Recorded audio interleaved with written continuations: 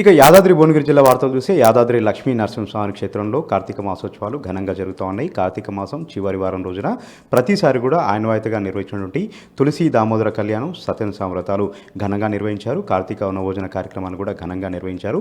దేవస్థానం తోటలో ఈ కార్తీక వనభోజన కార్యక్రమాన్ని కూడా కన్నుల పండుగగా నిర్వహించారు. గత కొన్ని రోజులుగా గుట్టంతా కూడా ఆధ్యాత్మిక శోభ సంతరించుకుంది. కార్తీక శోభ సంతరించుకుంది. అఖండ దీపారాధన దీపోత్సవ కార్యక్రమాలతో వేకోజాము నుంచి కూడా గుట్టపైన భక్తుల రద్దీ మనకు నెలకొంటుంది. కార్తీక శోభ సంతరించుకుంది. ఈసారి ప్రత్యేకంగా సాంస్కృతిక కార్యక్రమాలు కూడా ఏర్పాటు చేయడంతో కార్తీక మాసోత్సవాలు యాదాద్రి కొండపైన అంగరంగ వైభవంగా కన్నుల పండుగగా జరుగుతున్నాయి. మరొక విషయానికి వస్తే నల్గొండ జిల్లా కలెక్టర్ ఇల్లాత్రిపాటి గురుకుల పాఠశాలల బాట పట్టారు. గత కొన్ని రోజులుగా గురుకుల పాఠశాలలు, కేజీబీవీ పాఠశాలలు, ఆదర్శ పాఠశాలను తనిఖీలు చేస్తూ విద్యార్థులతో కలిసి అక్కడే రాత్రి బస కార్యక్రమం నిర్వహిస్తూ ఉన్నారు.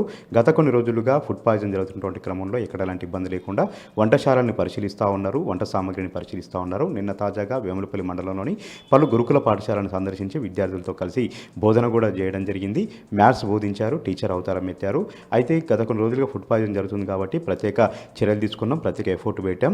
టాస్క్ ఫోర్స్ బృందాలు కూడా తనిఖీలు చేస్తూ ఉన్నాయి. ఎక్కడ ఎలాంటి ఇబ్బంది లేకుండా నాణ్యమైనటువంటి పౌష్టికాహారం అందించేలాగా అన్ని ప్రభుత్వ స్కూల్స్కి, అన్ని సంక్షేమ హాస్టళ్లకు కూడా ఆదేశాలు జారీ చేశామని కూడా కలెక్టర్ ఇల్లాత్రిపాటి తెలిపారు.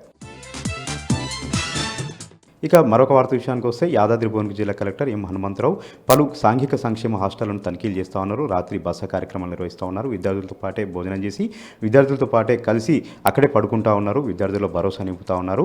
గత కొన్ని రోజులుగా ఫుడ్ పాయిజన్ జరుగుతున్నటువంటి క్రమంలో ఎక్కడ ఎలాంటి ఇబ్బంది లేకుండా అన్ని హాస్టల్స్ను ఆకస్మికంగా తనిఖీలు చేస్తున్నట్టుగా కూడా కలెక్టర్ ఎం హనుమంతరావు తెలిపారు. టాస్క్ ఫోర్స్ బృందాలను కూడా మేము నియమించాం. ఎక్కడికక్కడ టాస్క్ ఫోర్స్ బృందాలు కూడా తనిఖీలు చేస్తూ ఉన్నాయి.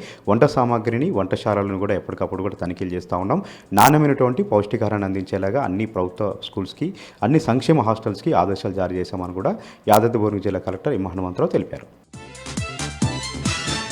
మరొక వార్త విషయానికి వస్తే నల్గొండ జిల్లా నిడమనూరు మోడల్ స్కూల్లో విద్యార్థులకు లైంగిక వేధింపులు చేస్తున్నటువంటి ఘటన ఒక్కసారిగా కలకలం రేగింది. పాఠశాలలోని సోషల్ టీచర్ ఆంజనేయులు గత కొన్ని రోజులుగా విద్యార్థులని అసభ్యంగా తాకుతూ ఇబ్బందులకు గురి చేస్తున్నారని విద్యార్థులు ఈరోజు మీడియా ముందుకు వచ్చారు. మీడియా ముందు తమ ఆవేదన వెలబుచ్చారు. ఇప్పటికైనా సరే ఆయనపైన చర్యలు తీసుకొని అతను అరెస్ట్ చేయాలని కూడా విద్యార్థులు భయభ్రాంతులకు గురవుతూ ఉన్నారు.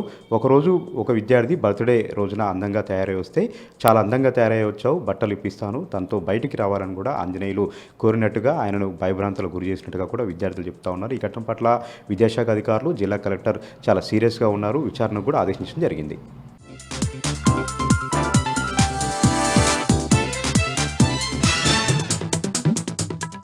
నేను శేఖరాచారి. ఈరోజు ప్రధాన వార్తలు చూసినట్టయితే జిల్లా వ్యాప్తంగా ఇటు నాగర్ కర్నూలు, కల్వకుర్తి, అచ్చంపేట, కొల్లాపూర్ బస్టాండ్ల వద్ద బస్సులు లేక ప్రయాణికులు అనేక ఇబ్బందులు ఎదుర్కొన్నారు. అనేక ఇక్కట్లు ఎదుర్కొన్నటువంటి పరిస్థితి బస్టాండ్లలో కనిపించింది. అయితే పల్లెటూరులోకి వెళ్ళేటువంటి బస్సులు అసలుకే లేకపోవడంతో ఉదయం నుంచి కూడా మధ్యాహ్నం వరకు ప్రయాణికులంతా కూడా పడిగాపులు కాసినటువంటి పరిస్థితి. కేవలం ఒక పట్టణం నుంచి మరొక పట్టణానికే అడపదడప బస్సులు వస్తుండడంతో ఆ బస్సుకు ఎక్కువ మంది ప్రయాణికులు ఉండడంతో కిక్కిరిసిపోయి అటు డ్రైవరు, కండక్టర్లు కూడా గొడవ పడే పరిస్థితి కనిపించింది. అసలు ఏంటి విషయం అని కనుక్కుంటే అధికారులు ఫోన్ ఎత్తట్లేదు. బస్టాండ్లో ఉండేటువంటి సిబ్బందిని అడిగితే బస్సులన్నీ కూడా సీఎం పర్యటన ఉన్న నేపథ్యంలో మామ్నార్కు తరలి వెళ్ళాయని చెప్పేసి చెప్పడంతో బస్సులు తక్కువగా ఉండడంతో ఈ పరిస్థితి వచ్చిందని చెప్పేసి మేము మాత్రం ఏం చేయగలమని చెప్పేసి కూడా వాళ్ళు చెప్పినటువంటి పరిస్థితి. ఏదేమైనప్పటికీ ప్రయాణికులకు అత్యవసరాలు ఉంటాయి, అవసరాలు ఉంటాయి. అన్ఎక్స్పెక్టెడ్గా బస్సులన్నీ కూడా రద్దు చేస్తే మా పరిస్థితి ఏంటని చెప్పేసి ప్రభుత్వంపై ప్రయాణికులంతా కూడా మండిపడ్డారు. ప్రజాపాలన పేరిట అన్నీ కూడా మోసాలు జరుగుతున్నాయని చెప్పేసి కూడా ప్రభుత్వంపై ఇక్కడ ప్రయాణికులు దుమ్మెత్తిపోసినటువంటి పరిస్థితి కనిపించింది. మరొక వార్త చూసినట్టయితే తెలంగాణ జ్యుడిషియల్ అకాడమీ ఆదేశానుసారం నాగర్ కర్నూలు జిల్లా కోర్టు ప్రాంగణంలో జిల్లాలోని కల్వకుర్తి, అచ్చంపేట, కొల్లాపూర్, నాగర్ కర్నూలుకు సంబంధించినటువంటి కోర్టు ఉద్యోగులకు 57 మందికి ఈ ఫైలింగ్ విధానంపై శిక్షణ అవగాహన కార్యక్రమాన్ని నిర్వహించారు. ఈ అవగాహన కార్యక్రమాన్ని జిల్లా ప్రధాన న్యాయమూర్తి డి రాజేష్ బాబు ప్రారంభించారు. ఈ ఫైలింగ్ విధానం ప్రతి ఒక్కరికి ఎంతగానో ఉపయోగపడుతుందని చెప్పేసి సమయం వృధా కాకుండా పేపర్లెస్ అనే విధానం అమల్లోకి తీసుకొస్తున్నాం కాబట్టి దీన్ని ప్రతి ఒక్కరు కూడా ఉపయోగించుకోవాలని చెప్పేసి కూడా ప్రధాన న్యాయమూర్తి చెప్పారు. ఈ కార్యక్రమంలో సీనియర్ సివిల్ జడ్జి సబితతో పాటు జూనియర్ సివిల్ జడ్జి మౌనిక, పలువురు కోర్టు సిబ్బందితో పాటు కక్షిదారులు కూడా పాల్గొన్నారు. మరొక వార్త చూసినట్టయితే కల్వకుర్తి నియోజకవర్గం కర్తాల్లో కాంగ్రెస్ ప్రభుత్వంపై రైతులతో కలిసి బీఆర్ఎస్ నేతలు మాజీ జడ్పీటీసీ దశరథ నాయక్ సర్పంచ్ల సంఘం రాష్ట్ర అధ్యక్షుడు గూడూరు లక్ష్మీనరసింహారెడ్డితో పాటు మరికొంతమంది నేతలు రైతులతో కలిసి వినూత్న నిరసన తెలిపారు. ఈరోజు రైతు ఉత్సవాల పేరిట సీఎం రేవంత్ రెడ్డి పాలమూరు జిల్లాకు వస్తున్న నేపథ్యంలో అసలు ఏం రైతులకు ఉద్ధరించారని చెప్పేసి, రుణమాఫీ అసంపూర్తి అని చెప్పేసి, రైతు భరోసా బోనస్ పేరిట బోకస్ చేసే అవకాశం ఉందని చెప్పేసి, ఇక్కడ పాడి పరిశ్రమ ఎక్కువ ఉంటుంది, పాల బిల్లు కూడా సక్రమంగా రావట్లేదని చెప్పేసి, ఇచ్చిన ఏ ఒక్క హామీని కూడా సక్రమంగా నెరవేర్చకుండా రైతు ఉత్సవాలతో మళ్ళొకసారి ప్రజలను మోసం చేయడానికి వస్తున్నటువంటి వాళ్ళను క్షమించే పరిస్థితే లేదని చెప్పేసి, రైతుల పక్షాన బీఆర్ఎస్ పార్టీ పోరాడుతూనే ఉంటుందని చెప్పేసి, ప్రభుత్వంపై ఎన్ని పోరాటాలకైనా సిద్ధమని చెప్పేసి కూడా బీఆర్ఎస్ నేతలు రైతుల పక్షాన సెల్ఫీలు దిగుతూ వినూత్న నిరసనతో సెల్ఫీలు దిగి సీఎం రేవంత్ రెడ్డికి పంపించినట్లుగా బీఆర్ఎస్ నేతలు దశరథ నాయక్తో పాటు లక్ష్మీనరసింహారెడ్డి చెప్పినటువంటి పరిస్థితి కనిపించింది.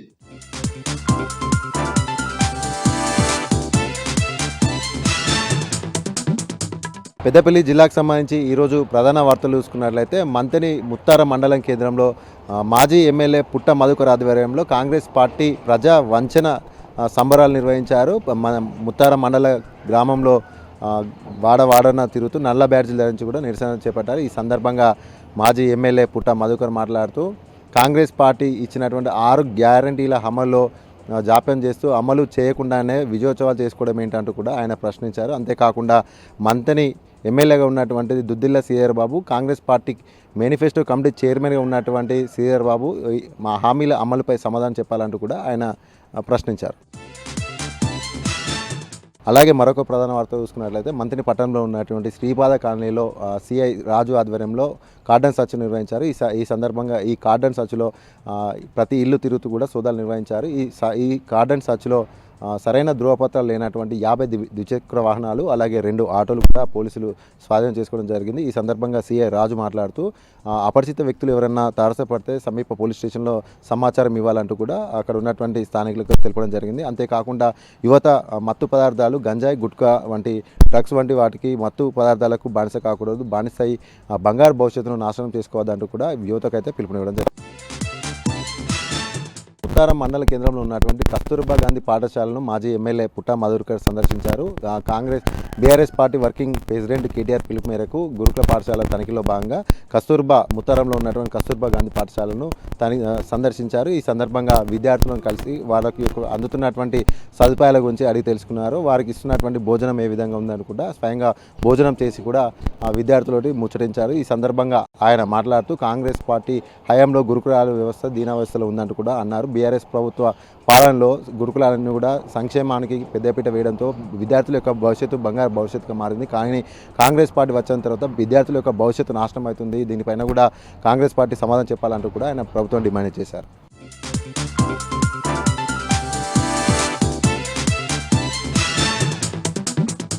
ఉమ్మడి ఖమ్మం జిల్లా నేటి వార్తలు గమనించినట్లయితే ఉన్నత విద్య కోసం అమెరికా వెళ్ళినటువంటి ఖమ్మం రాపర్తి నగర్ రమణగుట్ట ప్రాంతానికి చెందినటువంటి ఓ విద్యార్థి దారుణ హత్యకు గురయ్యాడు. నూకారపు సాయి తేజ 4 నెలల క్రితమే ఉన్నత విద్య చదువుకునేందుకు అమెరికా దేశంలో ఉన్నటువంటి చికాగో నగరానికి వెళ్ళాడు. అక్కడ ఒక స్టోర్ మేనేజర్గా పనిచేస్తూ పార్ట్ టైం జాబ్ చేస్తూ చదువుకున్నటువంటి కుర్రాడిని శుక్రవారం రాత్రిపూట భారత కాలమానం ప్రకారం శుక్రవారం రాత్రిపూట ఆయనని దారుణంగా హత్య చేశారు. క్యాష్ కౌంటర్లో ఉన్నటువంటి వ్యక్తి దగ్గరకు వచ్చి గన్ పెట్టి క్యాష్ దోచుకునేటువంటి ప్రయత్నం చేశారు.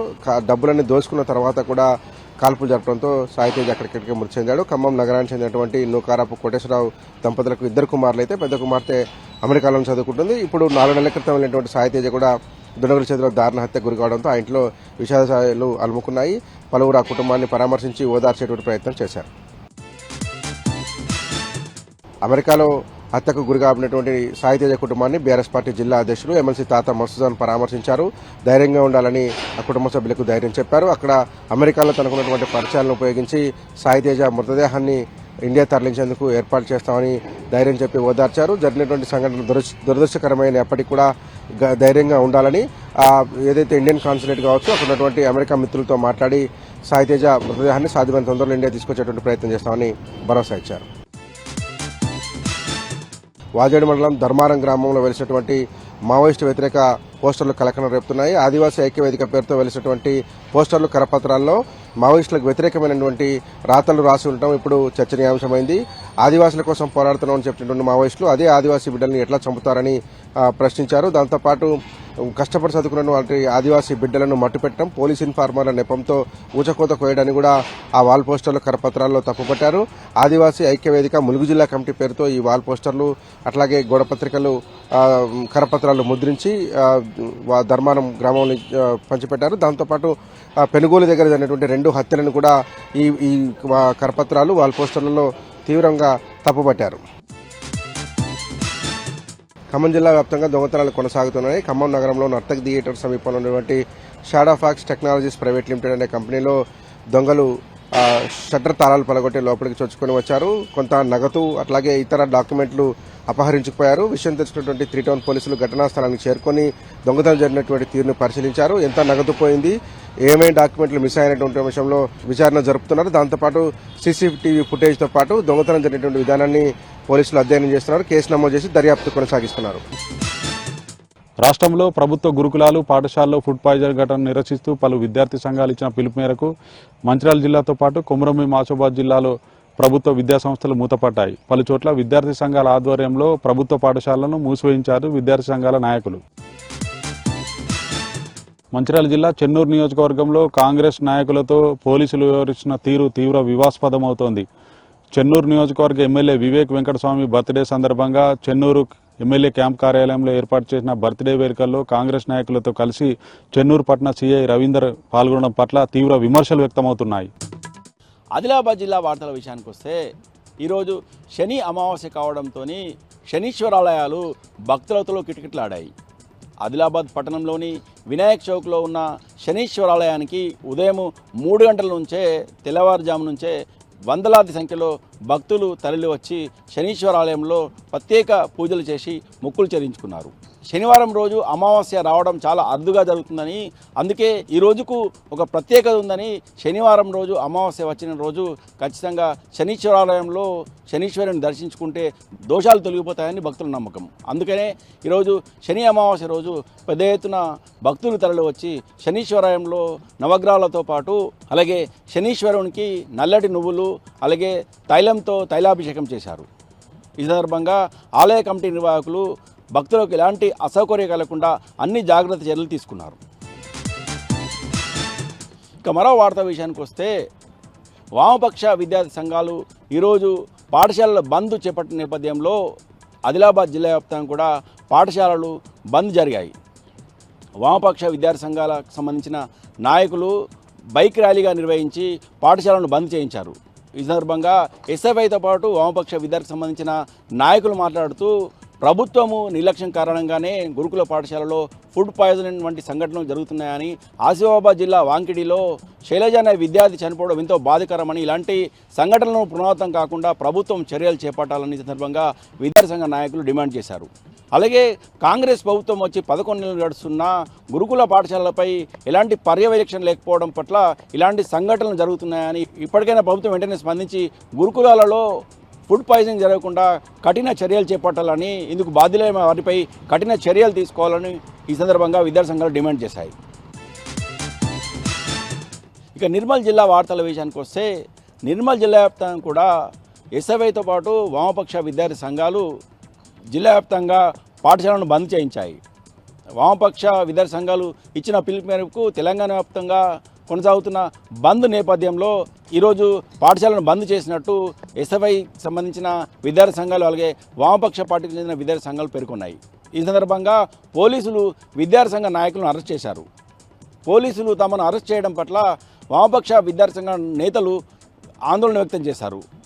ప్రభుత్వం వైఫల్యం కారణంగానే ఇలాంటి సంఘటనలు జరుగుతున్నాయని, ఇలాంటి సంఘటనలు జరగకుండా ప్రభుత్వం కఠిన చర్యలు తీసుకోవాలని, అలాగే ఆసిఫాబాద్ జిల్లా వాంకిడిలో శైలజ అనే విద్యార్థి ఫుడ్ పాయిజనింగ్ కారణంగా చనిపోయిన నేపథ్యంలో ఆమె కుటుంబానికి 50 లక్షల రూపాయలు నష్టపరిహారంగా చెల్లించాలని, అలాగే వారి ఇంట్లో ఒకరికి ఉద్యోగం ఇవ్వాలని, అలాగే శైలజ కుటుంబానికి ఇందిరమ్మ ఇల్లు కేటాయించాలని ఈ సందర్భంగా విద్యార్థి సంఘ నాయకులు డిమాండ్ చేశారు.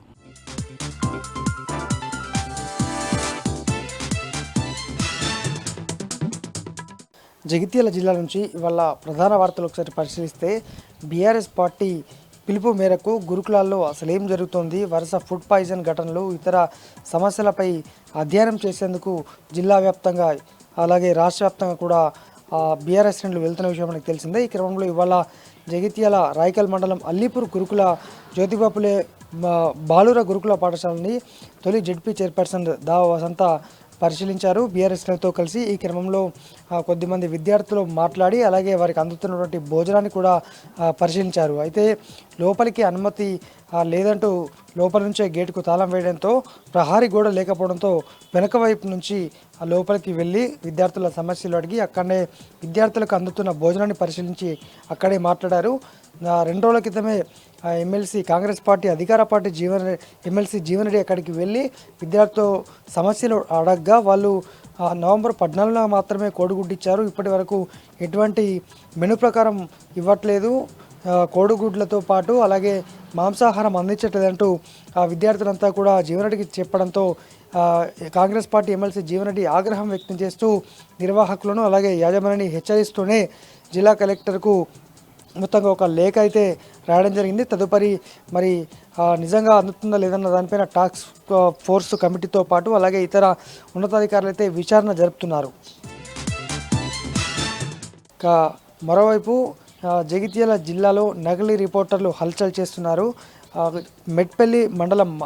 మెట్పల్లిలోని మల్లాపూర్ మండల కేంద్రంలోని ఓ గ్రామంలో నకిలీ విలేకరులు ఇద్దరు కూడా యువకుని కిరాణా షాపు సామాన్ తీసుకొని వెళ్తుండగా ఇదంతా కూడా నకిలీ అంటూ అతన్ని కారులో ఎక్కించుకొని భయభ్రాంతులకు గురి చేస్తూ అతని వద్ద నుంచి కొంత నగదును ఫోన్పే చేయించుకున్నట్టు బాధితుడు తెలుపగా పోలీస్ స్టేషన్లో ఫిర్యాదు చేశారు. దీంతో ఇద్దరు యూట్యూబ్ ఛానల్ రిపోర్టర్లు అయితే పోలీసులు అరెస్టు చేసి రిమాండ్కు తరలించారు. ఇటువంటి వారి పట్ల ఎప్పటికప్పుడు అప్రమత్తంగా ఉండాలి, తమకు సమాచారం ఇవ్వాలని పోలీసులు అయితే కోరుతున్నారు. మరొక వార్త, కార్తీక మాసం చివరి సందర్భంగా ఇటు కొండగట్టు ఆంజనేయ స్వామి దేవస్థానం అలాగే ధర్మపురి లక్ష్మీ నరసింహస్వామి క్షేత్రంలో భక్తుల రద్దీ కొనసాగుతోంది. మహిళలు అలాగే భక్తులు పెద్ద సంఖ్యలో హాజరై ఇటు కోనేరులో పుణ్యస్నానాలు ఆచరించి దైవ దర్శనాలు అయితే చేసుకుంటున్నారు. ఇవాళకి చివరి రోజు కావడంతో మొత్తంగా అలాగే శనివారం కావడంతో భక్తులైతే పెద్ద ఎత్తున కూడా ఆలయాలకు పోటెత్తారు. ఇవి జిల్లా వ్యాప్తంగా ఉన్నటువంటి ప్రధాన వార్తలు.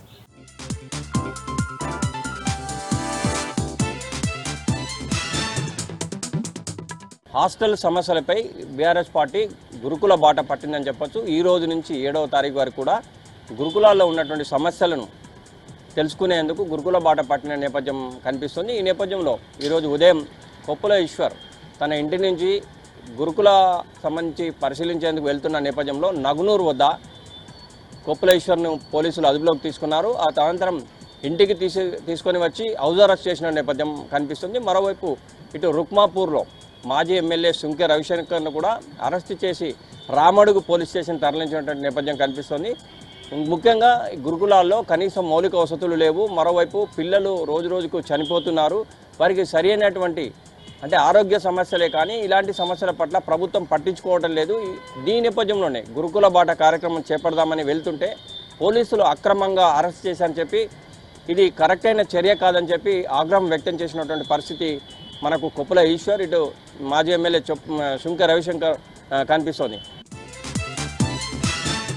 ఈరోజు ముఖ్యంగా ఈ నెల ఆఖరు 30వ తేదీ మరోవైపు కార్తీక మాసం నేపథ్యంలో కూడా వేములవాడ రాజన్న ఆలయంలో ఈరోజు ఉదయం నుంచి కూడా పెద్ద ఎత్తున భక్తులు తరలివచ్చి దీపాలు ముట్టించి తమ ప్రియతమ రాజరాజేశ్వరిని దర్శించుకున్నటువంటి పరిస్థితి మనకు కనిపిస్తోంది. ఇది తాజా అప్డేట్స్.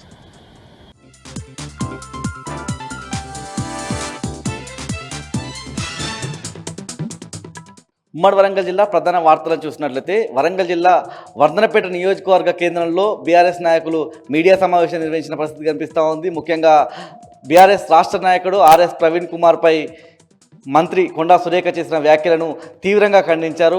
కొండా సురేఖ వెంటనే ఆర్ఎస్ ప్రవీణ్ కుమార్కు క్షమాపణలు చెప్పాలని డిమాండ్ చేశారు. ముఖ్యంగా గురుకులాల బాటను బీఆర్ఎస్ పార్టీ తరఫున తీసుకోగానే కాంగ్రెస్ నాయకుల గుండెల్లో రైళ్లు పరిగెడుతున్నాయని చెప్పి అక్కడ ఉన్నటువంటి నాయకులంతా చెప్పిన పరిస్థితి కనిపిస్తూ ఉంది. వెంటనే కొండా సురేఖ ఆర్ఎస్ ప్రవీణ్ కుమార్కు క్షమాపణలు చెప్పకపోతే గ్రామాల్లో తిరగనివ్వమని చెప్పి హెచ్చరించారు.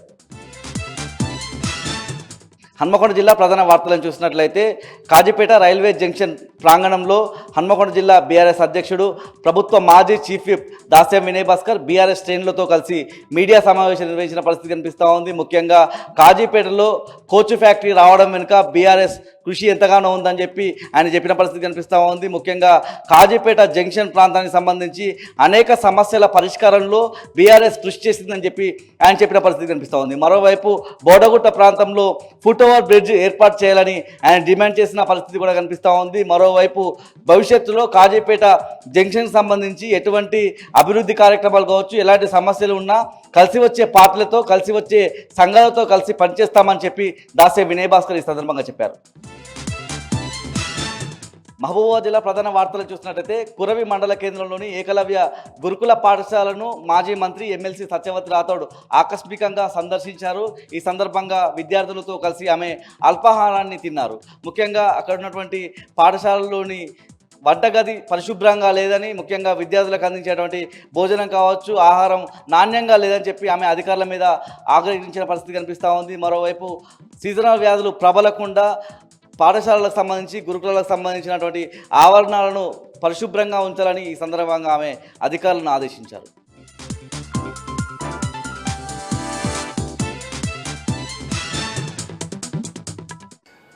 ఉమ్మడి మెదక్ జిల్లాలో ఈరోజు ప్రధాన వార్తలు ఈ విధంగా ఉన్నాయి. సిద్దిపేట జిల్లాలో ఈరోజు మాజీ మంత్రి హరీష్ రావు పర్యటించారు. ముఖ్యంగా సిద్దిపేట పట్టణంలో ఉదయం ఆయన ప్రశాంత్ నగర్లోని వైకుంఠధామాన్ని సందర్శించారు. అక్కడ వసతుల్ని అడిగి తెలుసుకున్నారు. గతంలో మాదిరిగానే ఇంకా మరిన్ని వసతులు కల్పించి అక్కడికి వచ్చేటువంటి బాధితులకు స్వాంతన కలిగే విధంగా ఉండే విధంగా అన్ని రకాల చర్యలు తీసుకోవాలని చెప్పి ఆయన ఈ సందర్భంగా స్థానికులకు సూచించారు.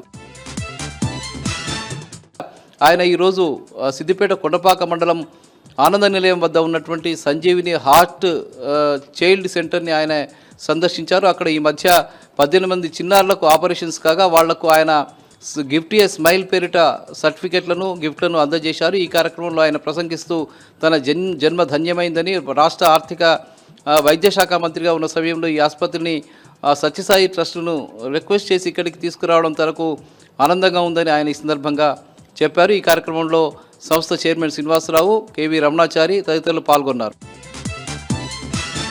అక్కడే ఉన్నటువంటి అష్టాదశ లక్ష్మికి సంబంధించిన దేవాలయాన్ని ఆయన సందర్శించారు. అందులో ప్రత్యేక పూజలు చేసి ప్రత్యేకమైనటువంటి ఆశీర్వాదాలు తీసుకున్నారు. ఇక పక్కనే ఉన్నటువంటి ఆనంద నిలయం వృద్ధాశ్రమాన్ని కూడా మాజీ మంత్రి హరీష్ రావు సందర్శించి అక్కడ వృద్ధులతో ఆయన మాట్లాడారు. ఇంకా ఏమైనా అవసరాలు ఉంటే తనకు చెప్పాలని, అవసరమైన అన్ని రకాల సౌకర్యాలు కల్పించే విధంగా చర్యలు తీసుకుంటామని చెప్పారు. మరో ముఖ్యమైన వార్త, సిద్దిపేట పట్టణంలోని అంబేద్కర్ నగర్లో నిన్న రాత్రి ఒక ఇంట్లో అగ్ని ప్రమాదం జరిగి ఇంట్లోని వస్తువులు, ఇతర వస్తువులు పూర్తిగా దగ్ధమైన నేపథ్యంలో తెలుసుకున్న హరీష్ రావు వారికి ఆర్థిక సాయంతో పాటు నిత్యావసర సరుకులు, బట్టలు తన అనుచరులైనటువంటి బీఆర్ఎస్ పార్టీ నాయకుల ద్వారా అందజేశారు. ఇవి ప్రధానంగా ఈరోజు ఉమ్మడి మెదక్ జిల్లాలో ఉన్నటువంటి వార్తలు.